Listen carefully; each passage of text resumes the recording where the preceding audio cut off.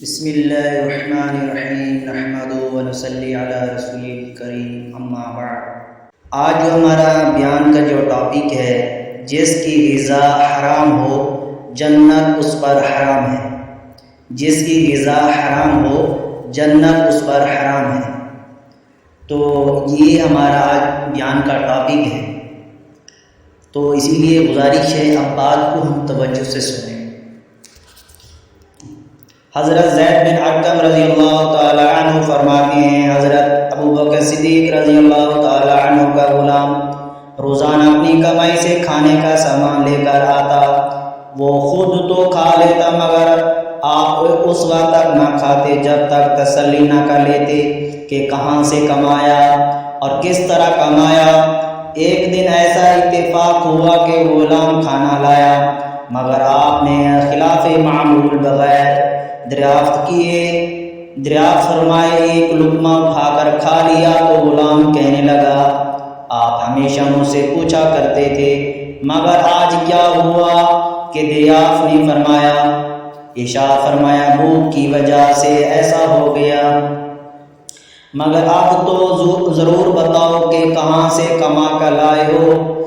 وہ بولا، میں نے جاہلیت کے زمانے میں کچھ لوگوں پر دام کیا تھا۔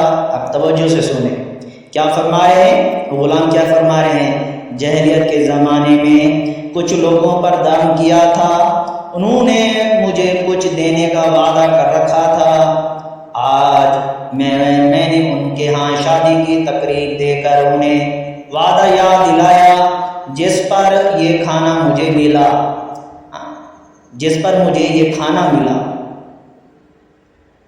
وہ صحابی کیا فرمانے لگے، غلام کیا کہنے لگے؟ میں نے انہیں وعدہ یاد دلایا جس پر یہ کھانا مجھے ملا۔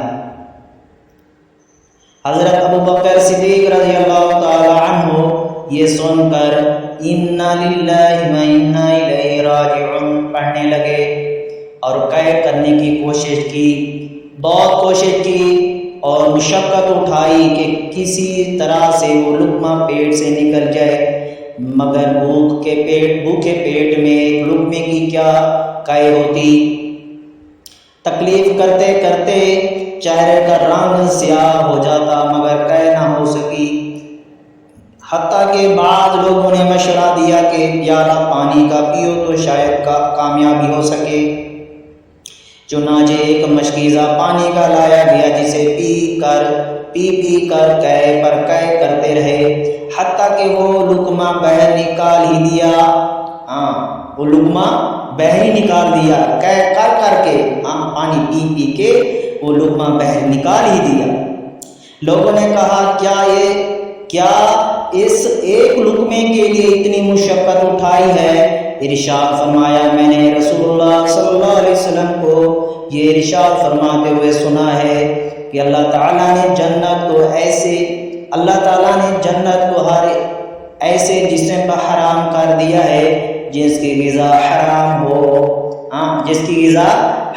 ہو۔ دیکھو بھائی، آج کیا اہتمام ہو رہا ہے، ہم نماز پڑھتے ہیں، ہمارے اعمال کیسے ہیں، ہماری زندگی کیسی ہے، ہماری کمائی کا کیا ذریعہ ہے؟ وہ تو اپنے غلام سے ایسا معاملہ تھا کہ ان سے پوچھا کرتے تھے تمہاری کمائی کیسی تھی۔ ایک لقمہ تھا جو جسم کے اندر پیٹ کے اندر چلا گیا، جس کو یہ خدشہ ہو گیا کہیں اس کی وجہ سے جنت میں جانے کے لیے جانا مشکل ہو جائے۔ آج ہماری کمائی کیسی ہے؟ ہم نے کبھی فکر کی ہے اپنے بارے میں؟ اپنی فکر کی ہے؟ پھر ہماری کیسے دعا قبول ہو؟ مسلمان سوچتے ہیں میری دعائیں قبول نہیں ہوتی۔ حدیث میں آتا ہے کہ ایک بندہ لمبے سفر کرتا ہے، ہاتھ اٹھا کر دعا کرتا ہے، اے اللہ میری یہ دعا قبول کر دے۔ مفہوم ہے، فرمایا کہ جس کا کھانا حرام، جس کا پہنا حرام، ہمیشہ ہی حرام کھایا، ہمیشہ حرام ہی پہنا، اس کی دعا کہاں قبول ہو سکتی؟ اسی لیے اللہ جل شان ہمیں آپ صلی اللہ علیہ وسلم کی کامل اتباع نصیب فرمائے، آپ صلی اللہ علیہ وسلم کے نقش قدم پر چلنے والا بنائے۔